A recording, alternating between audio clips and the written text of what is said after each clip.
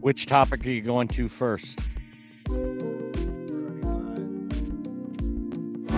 you for being a friend. Thank you for being a friend. Thank you for being a friend. Thank you for being a friend. Sell the team, bro. Sell the team. 1957. Ain't won shit since 1957. They need to sell the team. They ain't never gonna do nothing. Same old lines. If there's any haters in here right now that don't have nobody to hate on, feel free to hate on me. Sit back there and say my hair ain't luxurious when you know it is, bitch. Do you understand the words that are coming out of my mouth? I'm eligible. Hello? Hello? Hello? You Skills. You ever meet somebody and they're so boring you feel like they poisoned you? Like, you're talking to them and you're like, I feel like I'm dying right now. And I think you did it.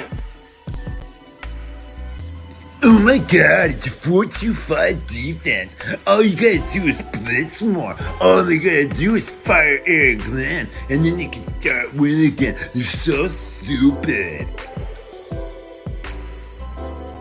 There's no one that can match me. My style is impetuous, my defense is impregnable, and I'm just ferocious.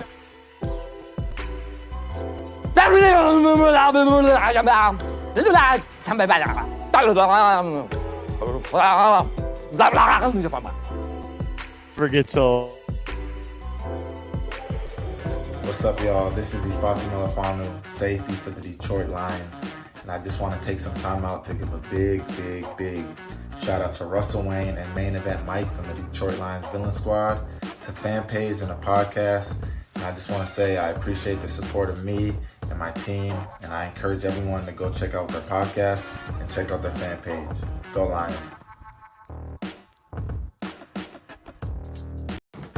It reminds me of a football show, Football Talk with Russell Wayne, 11 a.m. in the mornings. You should watch it because it could be good for you. It could be good for you. It could be good for your life.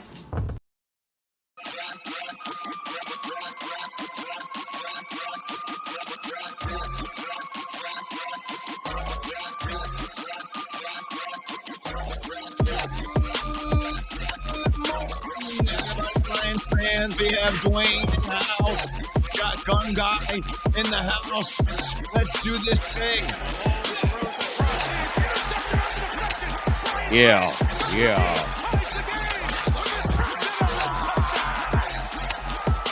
Good I did there. Oh, you did there. Yeah.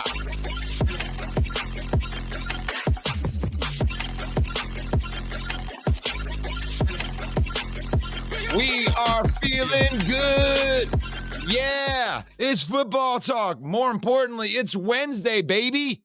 That means it's Lions talk with your host, Russell Wayne. And we are doing this thing, and we're letting the butt hurt flow through us as we are moving into the offseason. But unfortunately, we only get this Wednesday to talk about our Lions today because, you know, the corporatocracy, the evil empire of Facebook, their community standards say that we got to talk about the Super Bowl this week because it's a Super Bowl, but not today.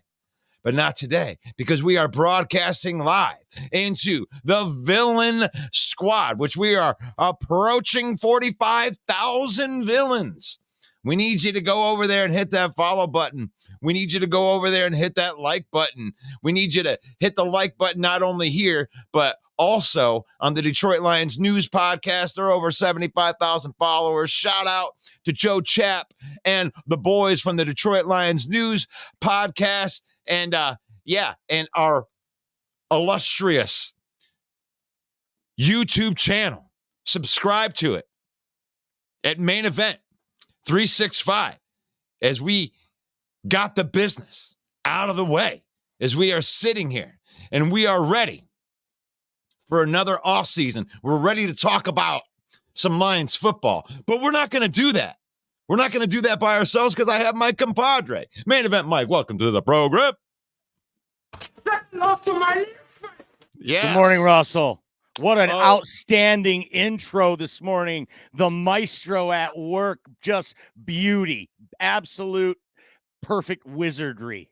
I love it. And you were asking me, right, what are we going to talk about first? What are we going to talk about first? We got to, because yesterday you had some bad connection and we had plans that we were going to talk a little bit about this end of the season presser right here. So let's go into this first because you didn't get a chance to really talk about this yesterday, Mike, and I want to get your thoughts on Brad Holmes' end of the year presser. Yeah, put it in the comments if you saw it. If you didn't see it, you need to get over there and watch it. The Brad Holmes season wrap-up press conference. A lot of the GMs that have been eliminated from the playoffs have been given these for the last couple of weeks. And Brad Holmes gave his, and it was outstanding. It got some incredible reviews, some incredible feedback from some of the national pundits and media. I mean, listen to some of these quotes that were used to describe this post-game press conference. Brad Holmes clapped back at critics. Brad Holmes kept receipts. We're going to bite a kneecap off. Brad Holmes chooses violence. Holy cow. I guess perspective is everything. I personally found it uplifting, incredibly positive as a Lions fan, encouraging. It was done tactfully. It was done tastefully, just like everything this man does. Yeah, I loved it, man. And they did take some crap. They took some crap for the clap because they were clapping back. I mean, I don't even know what that means. Like, this is Brad Holmes. Ever since he's gotten here, all he's had is all of these pundits from the inside and outside critique and say all of his draft picks were awful, and he's not said anything. And the only thing that he said was be accountable. That's it. That's exactly, that was the message. Be accountable to your take. And that's one of the things that we pride ourselves on this program is even when we were in the off season, we were, making fun of Brian Flores and them having no defense over there. We come on here and we have eating crow sessions. And that's all Brad Holmes is talking about here. If you get something wrong, don't just sweep it under the rug and be like, oh, wow, golly gee, man, these draft picks sure look good. Man, they were really talking about how, man, that was a really bad. No, it was you. It was you. It wasn't all these other people. That's all Brad's saying. Like, be accountable. Yeah, I got it wrong. I thought it was a little bit high to take a running back. Boy, Jahmyr Gibbs is good. Man, Brad, I'm glad I was wrong about that. The end. The end. That's it. That's all he wants. Yeah, it was so tactfully done as well. He said, look, I'm not here to say I told you so. But anytime someone says that, they're telling you I told you so. And, let him have that. He received so much criticism, if you remember, right after the draft. I mean, some national media outlets were rating the Lions draft a D. Okay? So, I mean, let him have that. And as long as he's not out there calling people's names and, the way they're making it out to be, it was tactful, it was tasteful, and he called you out and he made you check yourself, holding you accountable to what you say, just like he does his coaches, just like the coaches do to the players. Right. And just like the fans do to the whole organization. So I didn't see anything out of bounds there. It was incredible post-game press conference by the Brad Holmes. Should be shoe in for executive of the year this year, I would think. I think that he is the executive of the year already. But I don't know. It might be the AP poll, the QP poll, the whatever, whoever's voting on these things. Because I thought Dan Campbell was already the coach of the year, but it turns out it was just some other award, like these random football guys vote on these guys. Oh yeah, yay, Dan Campbell, coach of the year. What does that even mean? You know what I mean? Should Lion fan be raising their expectations? I mean, and this is something that Brad Holmes and Dan Campbell allude to when they're talking about we may never be back. We never that this could have been our only opportunity, but Lion fan wants to raise their expectation. And during the Brad Holmes presser, he was talking about how every move that he made was well thought through and calculated for the long term of this team, and every move that they didn't make as well was also about the long term of this team. So, I mean, that leads into this question. If you're a Lion fan, should you be raising your expectation? Is it Super Bowl or bust for you, Mike? It is now. It is now. Absolutely. It feels great. It's amazing. First time in my life, I'm super jacked about my team. And Brad Holmes said it in his presser. Which, it's a mindset, right? It used to winning. Expected. Winning is expected. That, my friends, is what's called a culture change. We always talk about this culture change like it's this ethereal thing that you can't see or touch, but that's it in a nutshell. It's a mindset. We expect to win because we built it. We put in the work to get it, and we expect it. And that's something that never was here in Detroit before these guys came along. So, yeah, my expectations are not only Super Bowl, it's multiple Super Bowl. Because we got the foundation in place to at least be. And if you're going to put the floor on my expectation, here's the floor on my expectation. We are year in and year out in the mix for a Super Bowl conversation, not just winning the division. Where the Packers were for the last 20 years is it's a given. They're going to win the division. If they're not going to win the division, they're going to be fighting the Packers to win the division. And that's what it's going to be for the Lions. Yes, Jordan Love's outstanding. He exceeded our expectations. We ate a lot of crow, but my expectation is that every year in and year out, until I'm walking with a cane now. Okay. Right. Let's hope that's a long time. So let's flip this script right here, because you said something right there, because we do give the other teams respect. It's my quarterback when they earn it, unlike the other teams giving us respect after we've earned it. We're sitting up here, and that's why this show is going to do well, is because we are real about these things, and the culture change is a real thing. So the expectations can be risen, because what happens to normal teams usually when they do stuff like this is you lose guys like Ben Johnson, and you lose guys like Aaron Glenn, who have improved this team. But the fact that these guys are staying around and they are wanting to finish the story. There's a Cody Rhodes reference right there to all my wrestling fans. Finish the story. They've been building this story for 3 years ripped it apart down to the studs. And then Brad Holmes has built this thing. And here's where we are. We're in year 3. And he even said he wants to normalize this. That's it. Yeah. That's the word, right? He uses the word normalize. Yeah, that was what I was trying to say. Yep. The expectation, the expectation, he says you may never get back there, but that's why they're going to get back there. Because what did Dan Campbell say? Don't not watch the Super Bowl, watch every minute of it and think about it. Think about it the entire time. And I'm going to let you lead this one off right here, because I am going to change gears just a little. Let's go to the comments on the Brad Holmes thing real quick before we do that. Okay. Gun Guy says Super Bowl or bust, Lions by 1 million. So there it is, right? Super Bowl or bust. Our expectations have been risen. We're going to buy the kneecap off. Brent says, I only saw parts of it. Great job, Brad Holmes. Again, if you didn't go see the Brad Holmes postseason wrap-up press conference, I'm sure you can find that on YouTube. Fred says, only voting in committee that matters, Russ, is the Lions Villain Squad in the Main Event 365 network. That is the only. And by the way, Brad Holmes has already won unanimously Executive of the Year, the Villain Squad Award for Executive of the Year. We can just skip that one right now. And then Jay Smooth says Lions are the new rivals to the Packers. So what are we going to shift gears to, Maestro? Well, I mean, since you had brought that up right there, we'll do a shifting of the gears, Ooh. which is this week. We are doing the most procedures. I mean, there's the Nobel Prize, there's Man of the Year, but nothing like this.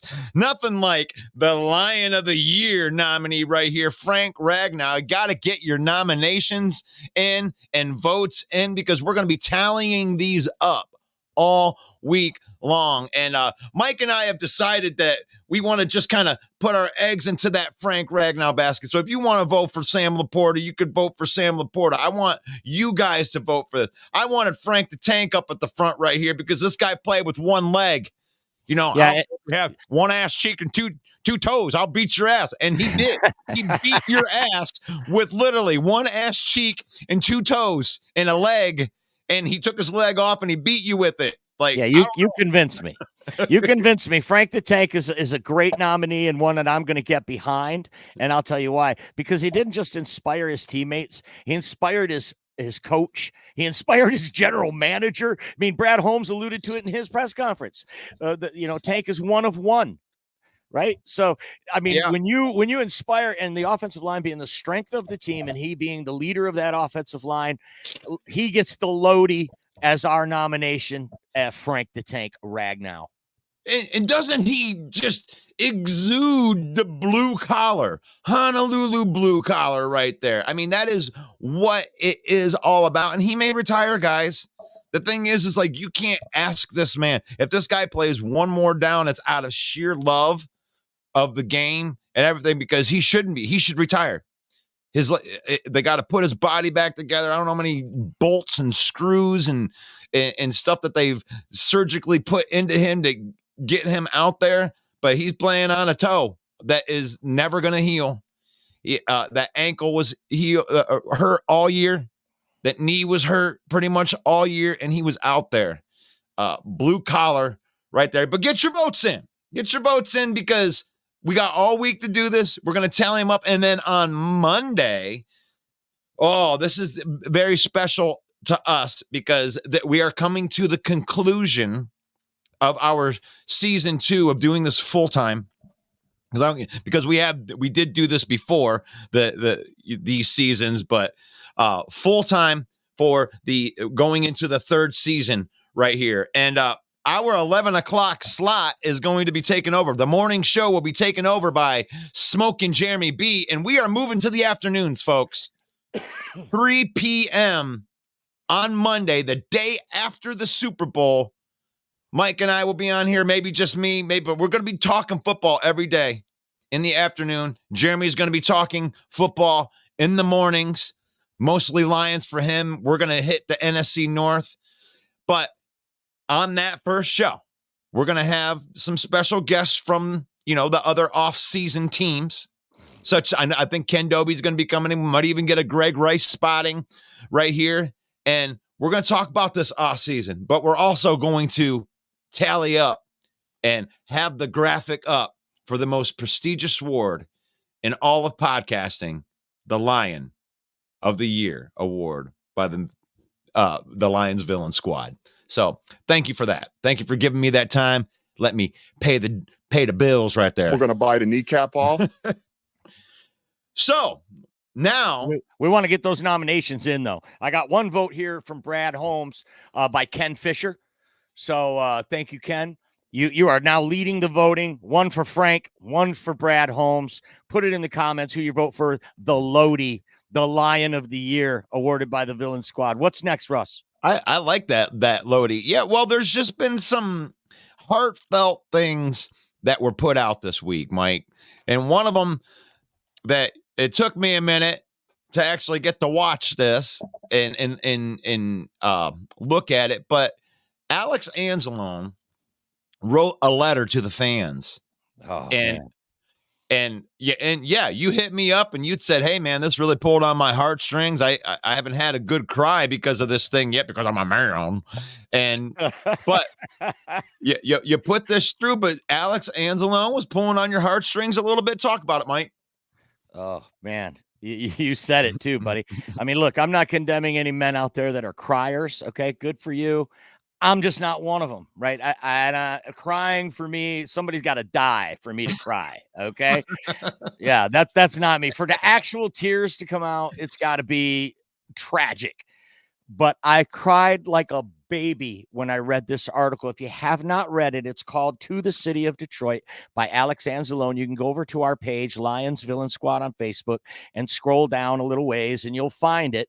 And you click on it and be prepared because it's about 9 paragraphs long. It's a little bit lengthy, but it is the best read I've had in a very long time. It's called To the City of Detroit. And you know, when San Francisco ripped our hearts out 10 days ago, yeah, that guy that was crying when we went to we won a playoff game and the guy was in the stands crying, that touched my heartstrings, right? But it didn't pull tears out of me. Alex Anzalone also alludes to that, says how moving that was to him, the crying thing. And then we win 2 playoff games, and I'm so happy. I'm making plans for the Super Bowl at halftime of the Niners game. I'm figuring out what I'm going to eat for the Super Bowl is what I'm thinking. And then the Niners rip my heart out. Still no tears. I stuffed all of it down as a sports fan. But when I read this article, folks, all of that came right out because I realized that I'm just a fan. It really drives it home that I'm just a fan. The heartache that I feel, this guy feels like he's been run over by a truck for 20 weeks straight. Think about the crush and the heartache he feels. And when you read this article, it really comes out. It's called To the City of Detroit. You can find it on our Facebook page. I encourage all Lions fans to read it. So I got that right here. So I'm going to throw that into the comments right now. I'm putting the link right in there so you can get right to it. That's straight from what hold on one second. Players Tribune. The Players Tribune is where we got the article from, and yeah, it's on there. I put it into the comments, and yeah, they actually shared it from the D line who took it from the Players Tribune, but they can find it on our Facebook page. And it's definitely worth it. So Jeremy's doing his Leo Awards on Friday night. So there we go. He has his prestigious awards on Friday night, and you got to have your own opinions. You got to have your own Lion of the year. And I'll tell you what, man. It took me a minute to go and look at that article, but once I did, I really felt what you were saying with it. I'm trying to get the Alex Anzalone guy back up here. Where did I put that? Damn it. There it is. So yeah, he puts it into perspective on the decision making, and we should have the expectation. We should be able to feel good going into this week, right? I mean, imagine watching the Super Bowl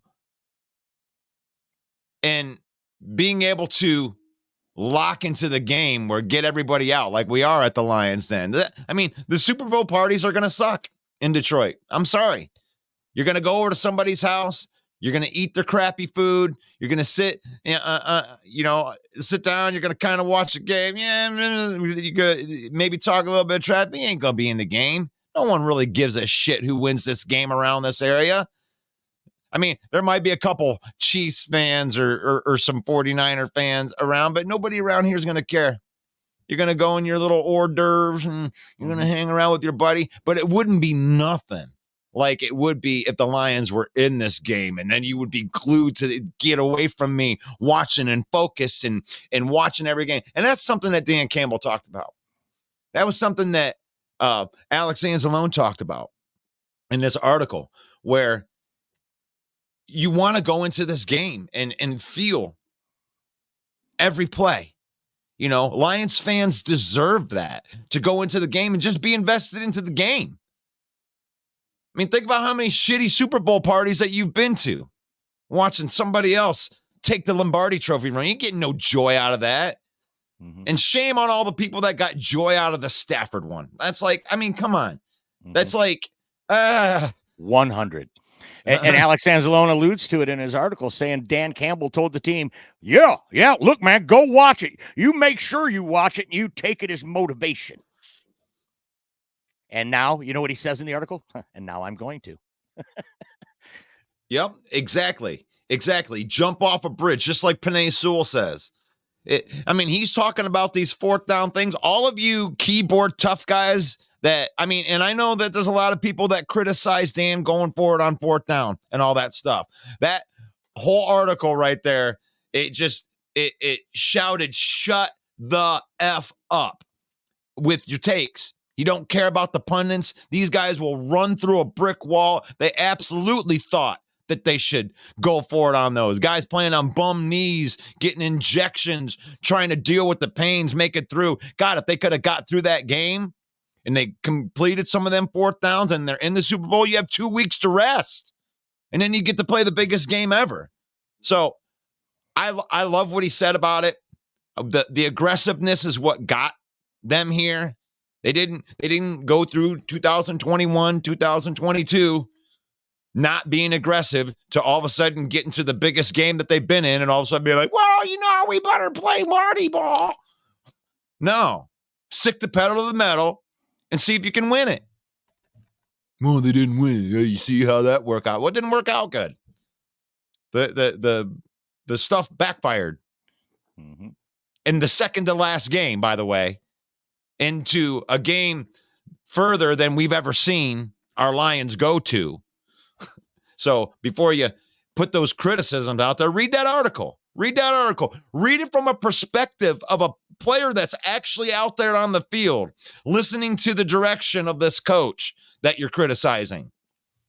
Why do 53 of these men and then 19 practice squads willing to cut off their right arm and give it to Dan Campbell if they needed it?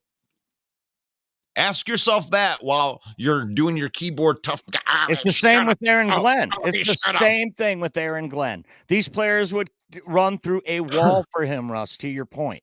Mm-hmm. And they got that. And the only one that really doesn't have that is Ben Johnson, but the dude's like a X's and O's genius. So that's why it works so well.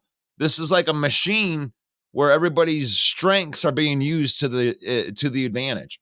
So, folks, put it in the chat. Let us know who your nominee for Lion of the Year is. So far, we've only got one. They're over here in the comments, Russ. We got a lot of people talking a lot of self-promotion by Jeremy Ballreich, who says he's doing his Leo Awards Friday night. So you can catch that right here on the Main Event 365 Network on Villain Squad page if you want. But you know what, Jeremy? I gave you a little plug there. I need you to put a vote in for me. This is not the Leos. This is the Lodi. It's the Lion of the Year, Villain Squad Lodi. I need you to put one name across, whether that's team, coach, exec, whatever. Give me one name, Jeremy, so I can put you on the tally mark. Who is your Lion of the Year, Jeremy? We want to know for this show's purpose. We can't have our options, Russ. Doesn't mean we don't. He means opinions. He means opinions when it says options there. He means opinions talking about Dan Campbell. We can have our. Oh, okay. You can have your. You can have. He's just responding to what you were saying. All you keyboard warriors out there that want to bash the coach. So. Oh, okay. Well, that's fine. And that's what you are. You're a keyboard warrior, just like me. That I'm on the side of the coach. So. This is the way. This is why these like cool little tug of war things are cool as long as you don't get butthurt about it. I'm not trying to make you feel upset. I just disagree with you. I'm on the side of Alex Anzalone before Alex Anzalone wrote this letter. Like I've been on his side to be aggressive like that, but to have the player and all of the players come out and back up their coach. I mean, you can be mad about it and you can have your opinions about it, but I mean, really think about it. The players, think about that, Brent. The players are coming out and saying these things. They're not coming out and saying, oh my God, man, if we would have only, no, they're behind the coach 100%. And that's not very, very common, right? Mm-hmm. You know, it's not very common that offensive coordinators that have, job offers that pay $10 million more a year than what you're making, to turn that down because you love your players. That's not common. So, coaching philosophies, yeah, we can argue about that. He should have went for it. He shouldn't have went for it. Okay. On the one that we could have tied the game, I side with you guys on that. I say go ahead and try to kick that field goal when you're behind, try to get it back to 0. And we're doing this thing. We already lost our whole lead. I feel you. I have to give it merit, right? That's why it's a good argument, because not everybody agrees with it. Lion of the year. Okay. On offense, it would have to be Frank. Yeah, another one for Frank the Tank. I love it that we love our offensive linemen here. And on defense, Hutch. I'm not angry about anything. I'm just saying it irritated me. That's all. That's another vote for Tank. Jeremy Ballwright voted for Brad Holmes, apparently all week, but I wasn't here, so I didn't see it. And we know, I'm just going to rack this one up, that Elise Memes is voting for Amon-Ra St. Brown. So we have Amon-Ra, 2 for Brad, 2 for the Tank. When are we going to reveal that? That'll be on Monday. Oh, and we're going to tally all the votes up through Friday and then and announce the Lodi on Monday. Yeah, so on Friday, I don't want to confuse everybody, because you made me realize I confused everybody yesterday. So on Friday, I guess it's just going to be kind of like a welfare check at that point. Like, we're going to, because it's going to be a lot. I'm going to have to go through all of these shows for the week and tally these up. And we're going to put some front runners out there on Friday, probably the top 3 or 4. And then you guys can do the final vote on Friday for Monday. We will reveal this on Monday when we do our premiere, the season premiere, season 3. Mike, are you excited about that? I'm so excited. You know me. You and I are nerds. We're football nerds. We love the off season almost as much as the regular season because of all the things that the NFL has laid out in a calendar for a year-round model, and we love to follow that.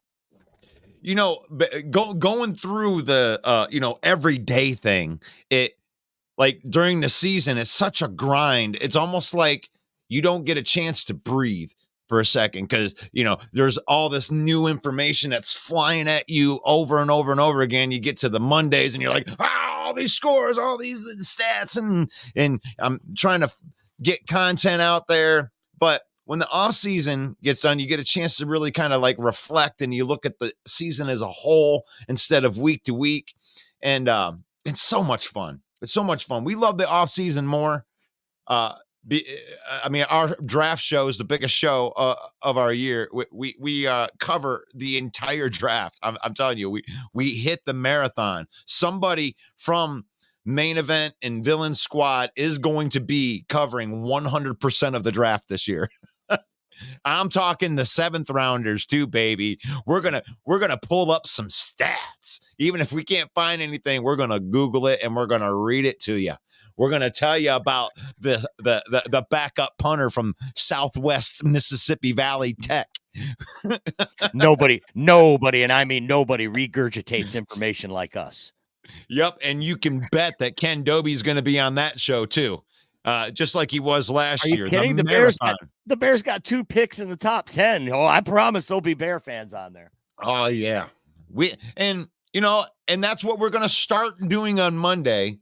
Is we're going to kind of live vicariously through a lot of these NFC North teams, including ours, because we're in a very different offseason this year, guys, when it comes to like the core of the roster is set now. And that's something that we've never really had. There's always been, oh my God, what are we going to do, Mike? What are we going to do today? Well, we have holes everywhere, so we're going to have to whatever. I just want some talent. Well, now there's a bunch of talent on the team, and there isn't a lot of holes. Like, I'd be surprised if we draft another running back. I'd be surprised if we draft another wide receiver high. I'll be surprised if, we draft, let's just say another safety.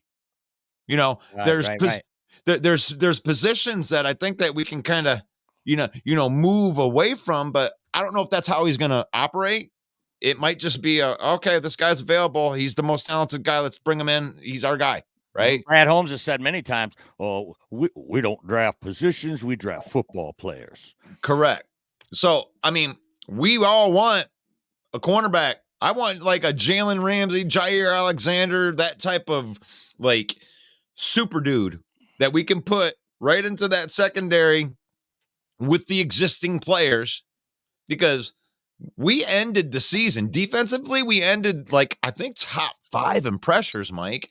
Brad Holmes, Aaron Glenn was getting it done by the end of the year with like no talent. It seemed like, and they gave some attaboys to like, Vildor and stuff, but it's like, you want the high-end talent on those positions too. And we ain't got that in the secondary yet. We don't have that on the other side of Aiden Hutchinson yet.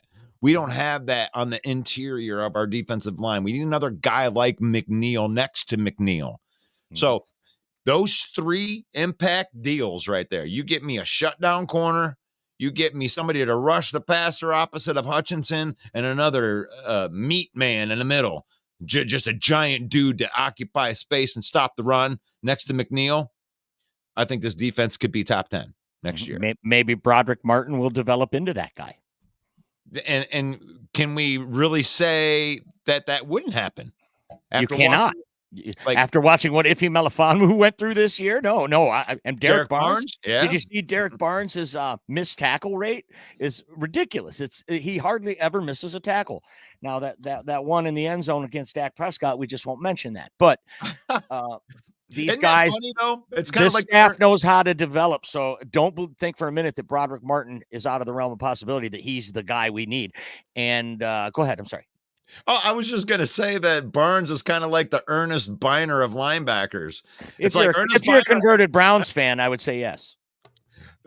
Because it's really funny. It's like Ernest Biner had a great career, right? So, and it's like he won Super Bowl. Like it's it's really funny that, well, it's not funny because I watched the fumble, but he's remembered for the fumble. He's remembered, I fumbled the ball on the 1 yard line, not for the fact that he was one of the greatest running backs ever that won a Super Bowl. Like, and I think Kendall Vildor will always be the guy who had bounced off his face mask. Oh gosh. So, but here, I wanted to say one more thing, Russ, before you move on. Aren't you glad free agency comes before the draft? Because it'll be really interesting to see what hole they can fill. I mean, Jeremy's over here in the chat talking about we need cornerback, maybe a left guard, a defensive tackle. Yeah, like you said, defensive tackle, another guy next to me. Let's see what he does in the in the free agent market. If there aren't guys that fit his mold, I mean, that really shapes what you're targeting in the draft, right? What you're able to get in free agency. Right. So, I mean, when they get CJ GJ and Emmanuel Mosley, now all of a sudden we don't need a corner so much. Okay, well, Jeremy changed the topic right there to the offensive side of the ball and framed it in a way that I missed the fact that we needed a left guard, but that's fine. So let's move on to the needs from the offensive side of the ball, since Jeremy brought it up. And I do believe that we need a plethora of interior offensive linemen, and that's about it. Like, there's the offense. Interior offensive linemen. That's it. End quote. Right. I mean, that's it. What else you want? I mean, anything else is a luxury at that point, right? You re-sign Graham Glasgow, and it kind of led into this thing right here. The futures deals were done this week. Let me get to the Tom Kennedy, a sight for sore eyes. Well, and that's the highest profile player of a guy that was on the futures deal.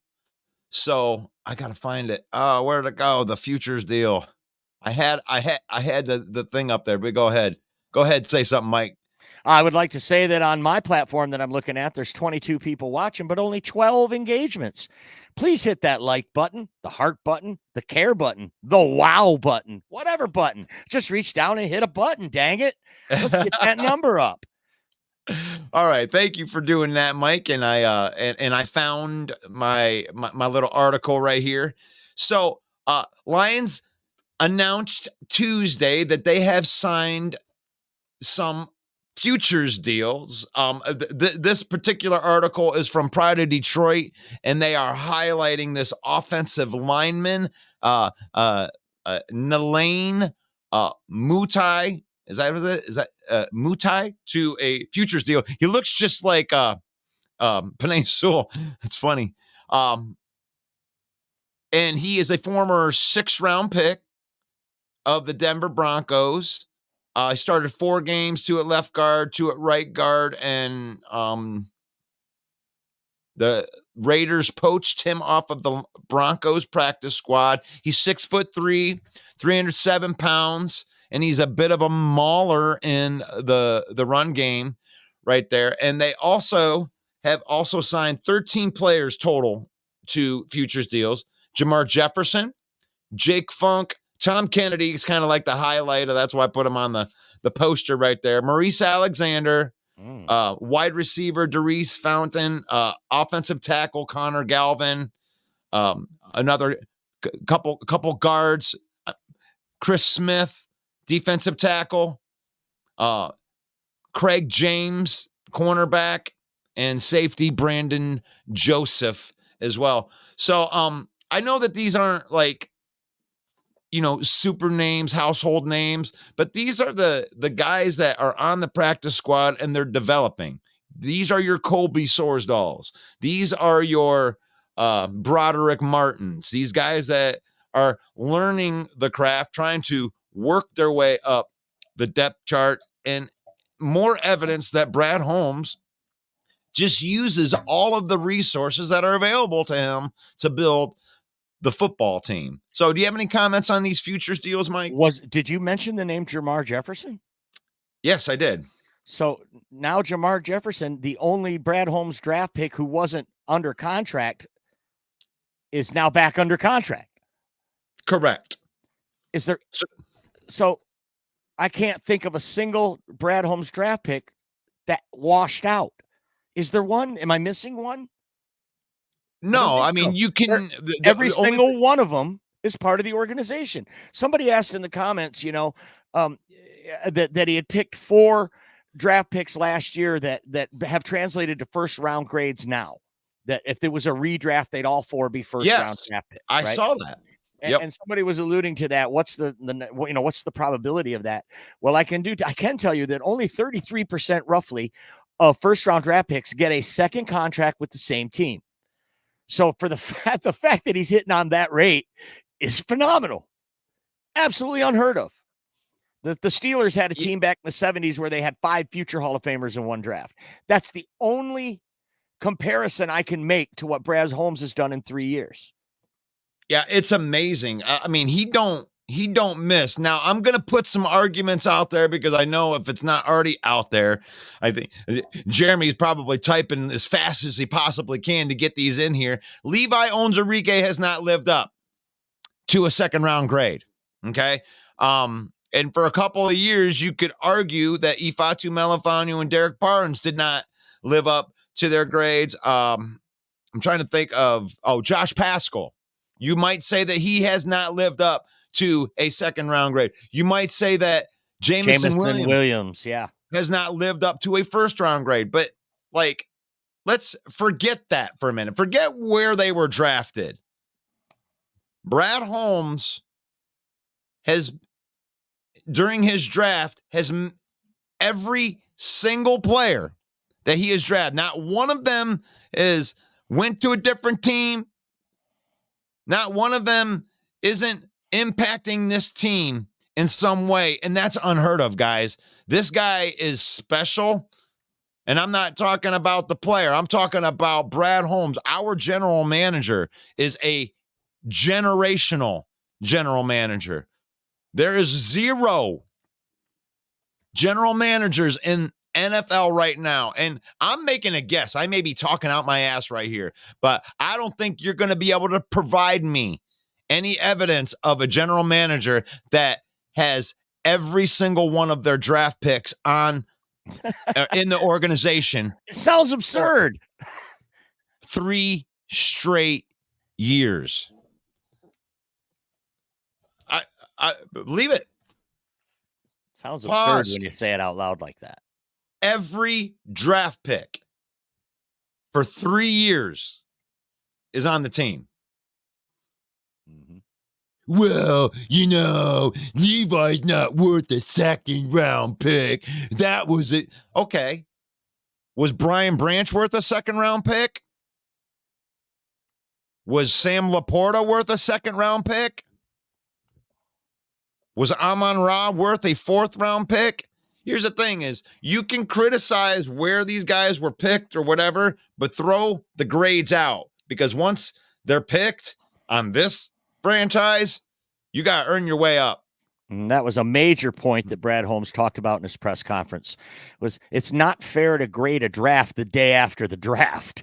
Right? Let's grade the draft 3 years later after the players have developed and gotten some reps and see what kind of football players they are. Right. And he kind of really brought it into the light, the absurdity of even talking about a draft grade. How do you know? You don't know that grade was an E or a D or an F. Nobody knows until they play. In my personal opinion, I saw this guy run his 40 time, and he was really fast, and I can't believe they didn't take it. That's what you sound like right here. But let's see. Let's go in. This is a spontaneous. Let's do a spontaneous grade right here. So draft 2021 Lions, and let's go through these. And obviously I'm going to go ahead and make everybody's grade here for Penei Sewell. So let's not be stupid right here. I'm not even putting this up for debate, because if you say anything other than an A, you're a moron. Try. Somebody say something other than an A for Penei Sewell, first team All-Pro in his 3rd year at 23 years old, already being the best tackle in football. Tell me that's a B or an A minus, or something stupid. Somebody be dumb so I can destroy you in the comments. You're in a mood today, Maestro. A plus for Penei Sewell. Is anybody going to argue that? I'm not in a mood, really. I don't. If you want to say that he sucks, then yeah, I will call you a moron, but I'm not mad about it. Penei Sewell's a stud. So we're going through the 21, the 22, and the 23 draft. I'm anxious to hear those names, because I feel like I might be missing one, because it is absolutely unheard of that all 3 drafts, every player is under contract. You want me to check? Okay, Lions 21. Obviously, we know Penei Sewell was the first draft picks by Brad Holmes. Micah Parsons available to us at that time.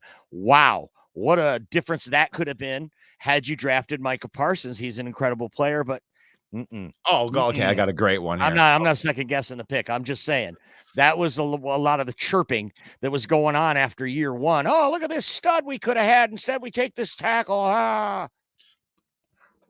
Okay, so Penei Sewell's first one. Obviously, Levi Onwuzurike was the 2nd round pick right there. Okay. I mean, I'll give him a D. I'm not going to give him an F, because an F to me is you washed out, but I'm not going to give him, because I know Jeremy would want to. This is a point we've belabored a million times, though. Right. Russ. What defines a bust? We've been over it and over it and over it. So let's not dwell on that point anymore. Levi, you gave a D. Who came after him? Aleem. I'll give that one an A minus myself, because it's not perfect, but I mean he's definitely progressed, and this was his best year.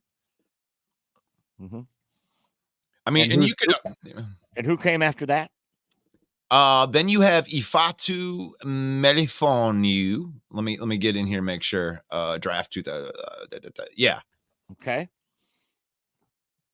And Derek Barnes?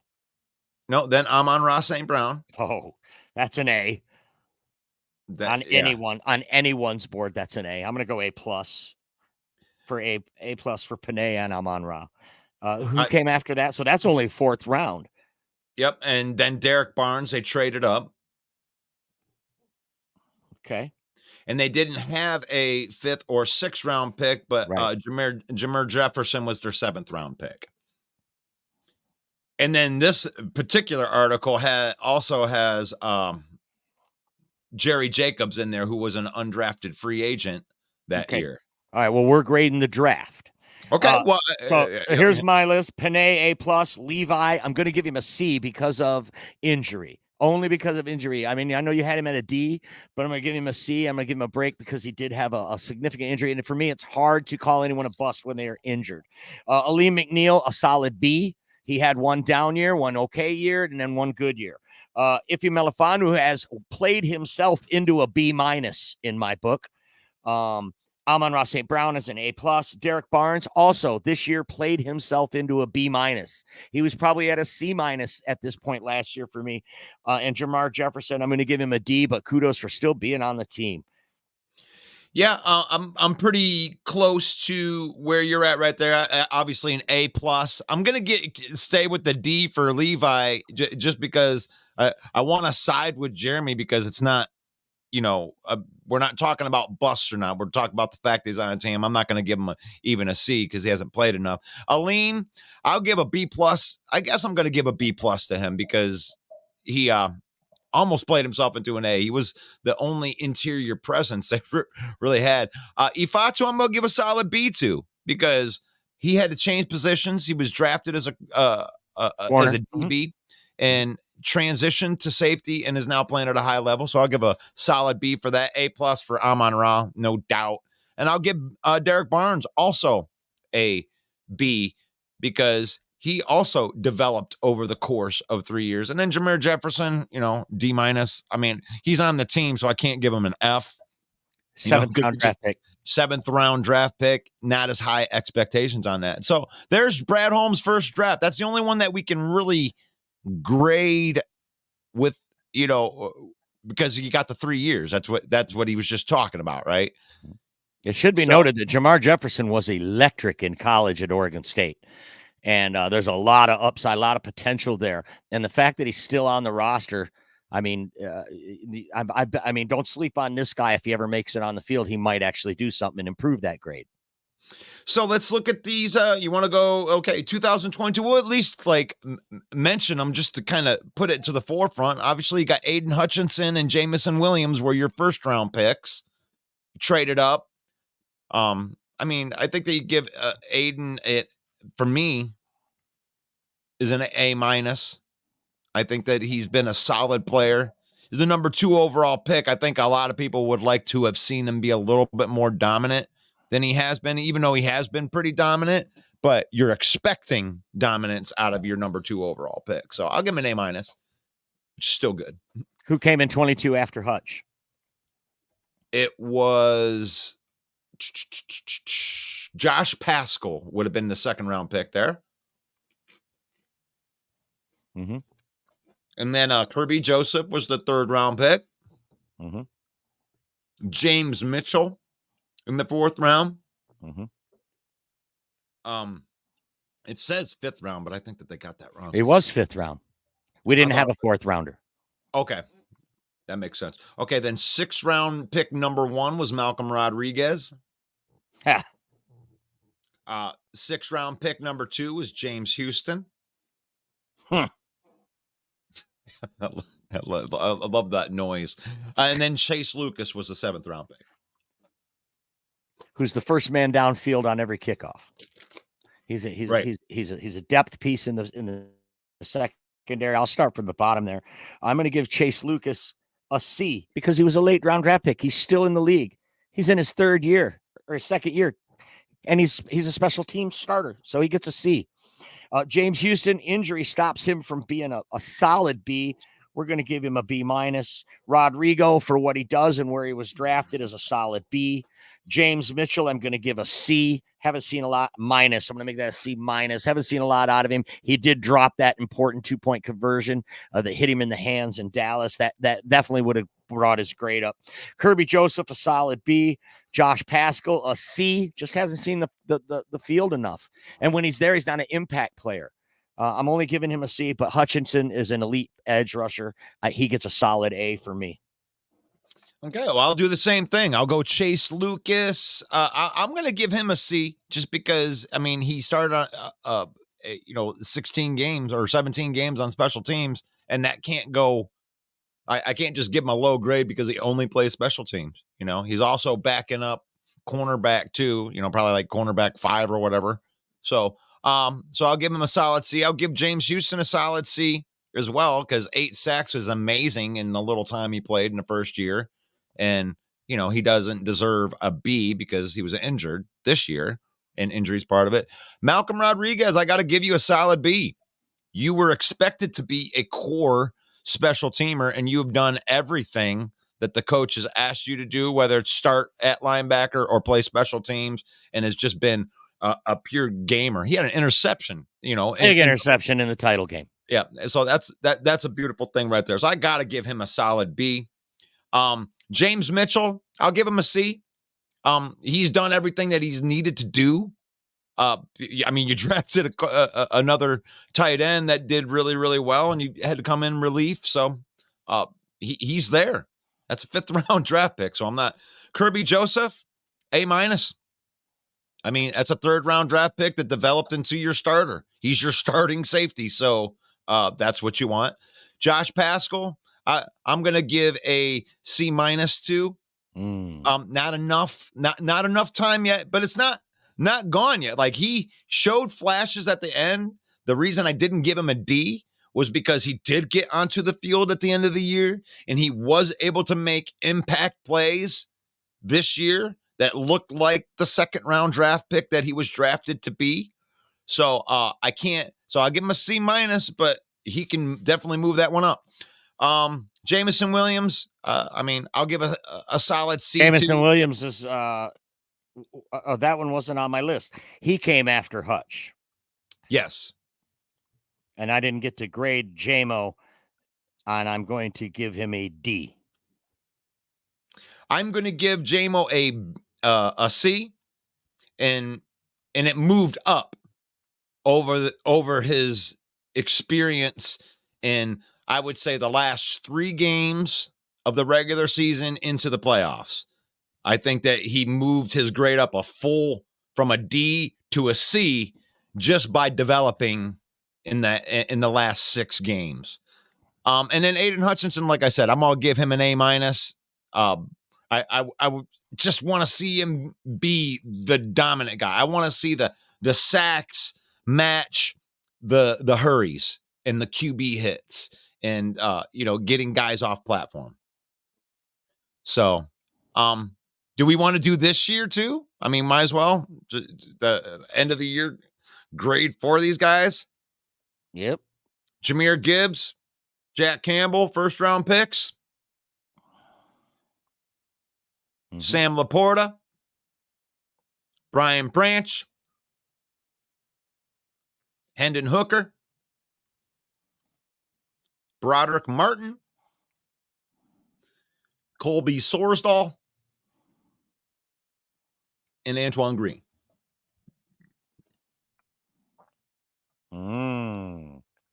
Colby Sorsdahl, also my favorite cheese. Colby, yeah. Colby. Antoine Green, 7th round draft pick. He's played on special teams. He's been in the game a couple of times, not a lot. Hard to grade, right? Hard to grade Hendon Hooker. Right. How do you grade Hendon Hooker? I think I'm just going to just go through the first 4 here. A for Gibbs, A for Jack Campbell, A+ for Sam Laporta, and an A for Brian Branch. 2023 was a historic draft for the Detroit Lions. Those first 4 picks are going to be cornerstones of this franchise on both sides of the ball. 2 on the O, 2 on the D. Yeah, and I'm going to go with you on that. I'm not going to go into the other ones. I'm going to put a grade of those guys other than those 4 as a TBT, or TBD, which is to be determined, because we got to figure out what what am I grading them on? I can give Antoine Green, I'll give him a solid C because he played in 9 games on special teams, but I mean, Hendon Hooker, he recovered from his ACL. Cool. I mean, yeah, that's true. I mean, if I'm going to grade, but that's dumb for me to grade. I mean, I would give Colby Sorsdahl a D, yeah, because he got out there, but he didn't play very well. But he's still on the team. Mm-hmm. I'm going to agree with that, D. But yeah, A. I mean, there's nothing I can really say about guys that they get drafted and they start all games. So if Colby Sorsdahl gets a D, then Broderick Martin would also get a D. Yeah. Okay. I agree. But these guys are, I mean, I say TBD because, I mean, you got. And then I'm going to give Antoine Green a C. That's fair. He's on special teams and not enough reps at wide receiver. And Hendon Hooker, we're going to put in NA, as Jeremy says in the comments, incomplete. Right on. Well, Mike, take over for a minute here. Well, I got you, buddy. Huh? You got me.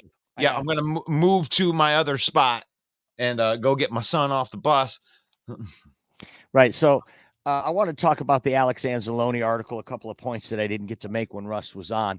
And look, he the first thing, if you haven't read the article, is spoiler alert. Okay. I'm just going to read you. I'm going to tell you what the top, what he led this article with. He led the article with, first of all, let's get it right out of the way. We back Dan Campbell on the 4th down call. A lot of people are saying, take the 3. Why didn't you kick the field goal? Alex Anzalone made it very clear in the article to a man in that locker room. Every single one of them agreed with the call, and every one of them would have done it again 100 times out of 100 times. And this has been a lot of debate. This is an issue that has divided Lions fans somewhat. People who think, oh, that's who he is. Dan Campbell, go for it.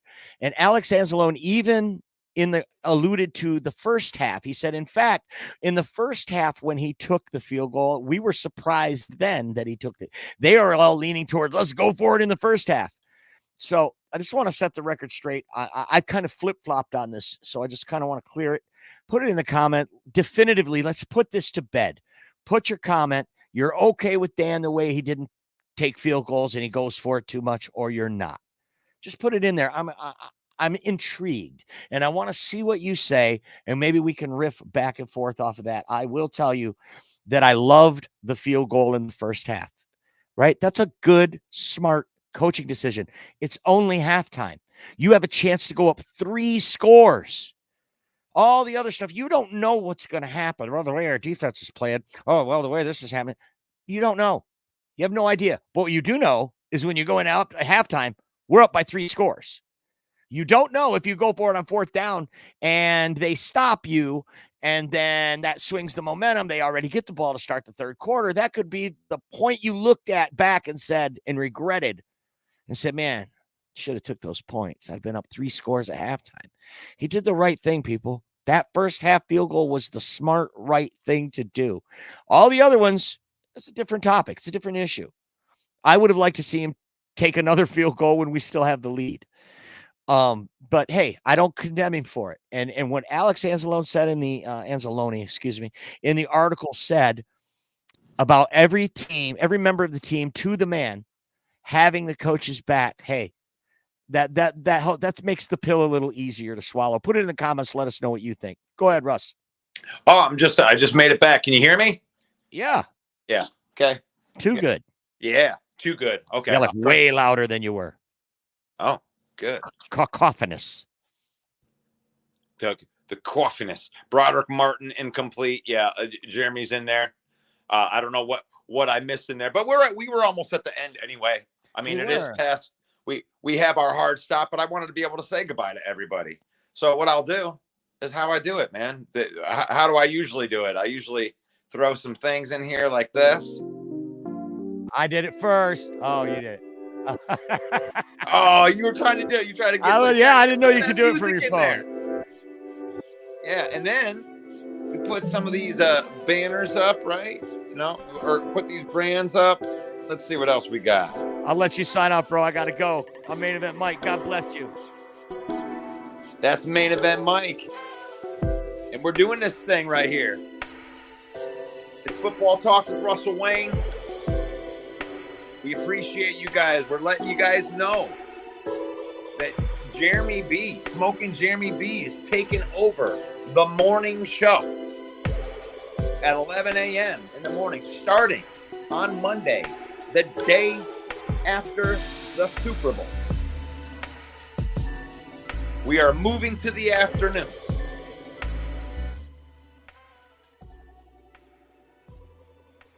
Football Talk with Russell Wayne is moving to the afternoon.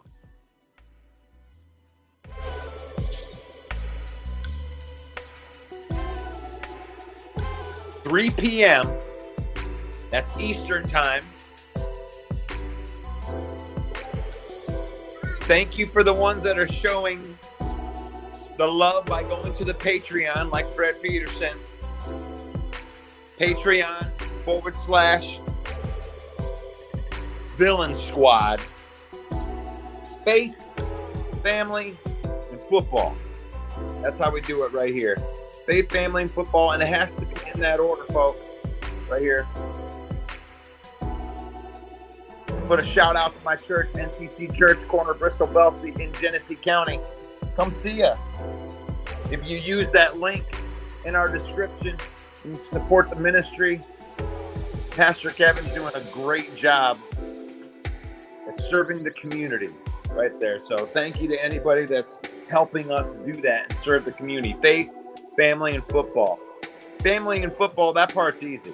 We love football, and we love to be able to share time with our family while we're watching some football. So use football. Don't let football use you. Don't turn into a butthole when your team loses. You know, that was a heartbreaking loss. NTC Championship. But you got to experience that. Got to hug my friends. Got to hug my son afterwards. And that's what it's about. Faith, family, and football. So thank everybody for watching today's program. May the Lord bless you. May the Lord keep you. May the Lord shine his face upon you till we meet again. Football Talk. Russell Wayne. Thank you. It reminds me of a football show, Football Talk with Russell Wayne, 11 a.m. in the mornings. You should watch it because it could be good for you. It could be good for you. It could be good for your life.